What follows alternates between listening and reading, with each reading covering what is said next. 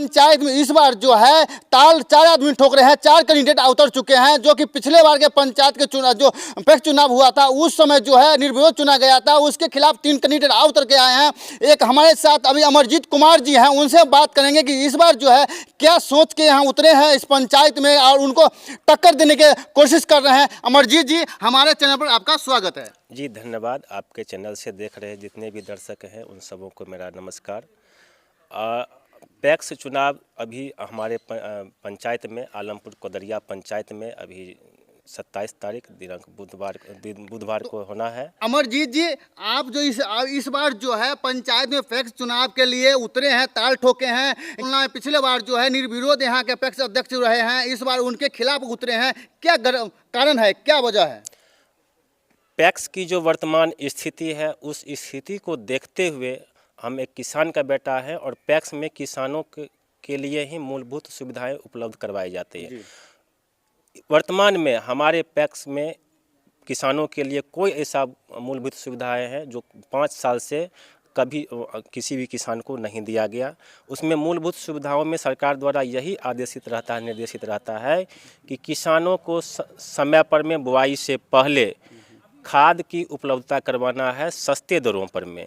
दूसरी चीज़ें मूलभूत सुविधाएं उपलब्ध करवाया जाता है वह यह है कि उन्नत किस्म के बीज सस्ते दरों पर में उपलब्ध करवाना, खेती के लिए समय समय पर में किसानों को सस्ते ब्याज दरों पर में ऋण उपलब्ध करवाना, किसान द्वारा उत्पादित अनाज को बेचने के लिए किसानों के पास एक मार्केटिंग की समस्या आती है उसको व्यवस्था आप करेंगे। हाँ, वो पैक्स में सारा चीज़ व्यवस्था उपलब्ध है, लेकिन जो उसके शासक होते हैं, अध्यक्ष होते हैं, वो अपने निरंकुशता के कारण किसी भी किसान का धान अब तक नहीं खरीदे हैं और ये समस्या है। हम भी किसान का बेटा है और किसान की समस्याओं से अभी जो किसान के जो यहाँ पर जो अनाज है या गेहूं धान का सीजन है उसका रेट के हिसाब से गवर्नमेंट का जो रेट है उस हिसाब से अभी खरीदारी नहीं होता या पैक्स में नहीं होता है, इसके वजह से आप उस पर क्या कहेंगे?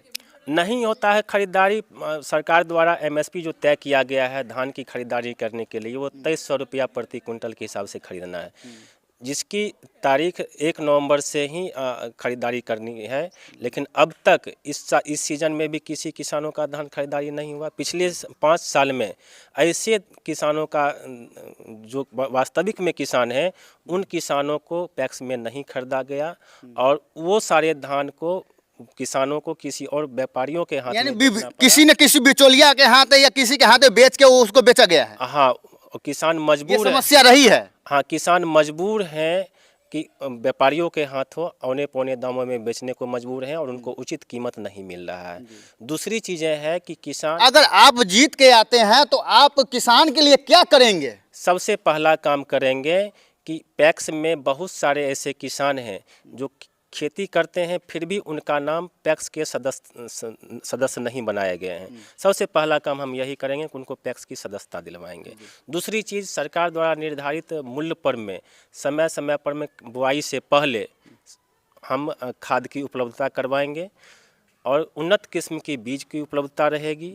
समय समय पर में जो किसानों के लिए ऋण उपलब्ध किया जाता है कम ब्याज दरों पर में, सस्ते ब्याज दरों पर में, वो हम उपलब्ध करवाएंगे।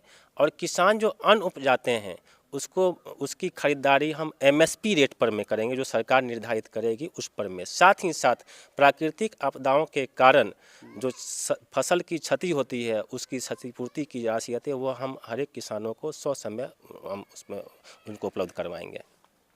आपका नाम क्या हुआ? मेरा नाम अमरजीत कुमार, आलमपुर कोदरिया पैक्स के इस बार का चुनाव में प्रत्याशी हूँ।